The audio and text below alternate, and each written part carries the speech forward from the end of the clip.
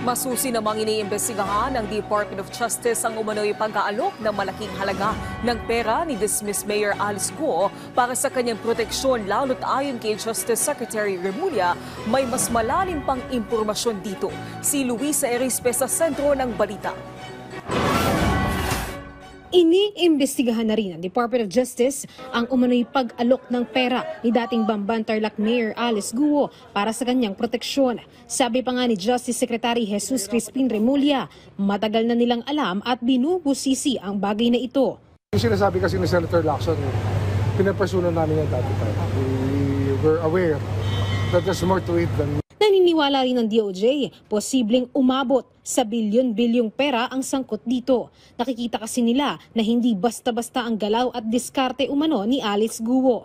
I guess it will be in the billions. Marami siyang support. Talagang, ewan ko kung saan nagagaling. Malalim siya, malalim ang kanyang laro. And very sophisticated ang laro niya. Maybe she's just extremely talented.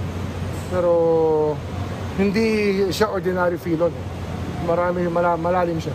Ipinaliwanag naman ni Remulla na huwag magkamaling manuhol sa kanilang tanggapan si Guo dahil sa DOJ hindi ito uubra. Samantala, sa reklamong misrepresentation naman ng Commission on Elections laban kay Guo, kinumpirma ng COMELEC na nakapagsumiti na ng counter affidavit ang kampo ng dating alkalde.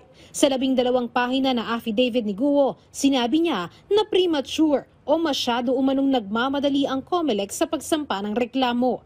Pinagdiinan din ni Guo na hindi pa naman kanselado ang kanyang birth certificate, kaya maaga pa para masampahan siya ng reklamo. Sabay ang pagbibigay diin na siya ay isang Pilipino. Minaliit din ng kampo ni Guo ang pahayag ng NBI at COMELEC na siya at si Guo Ping ay iisa base sa kanilang fingerprints. Dahil dito, ipinapabasura ni Guo sa COMELEC ang isinampang reklamo laban sa kanya.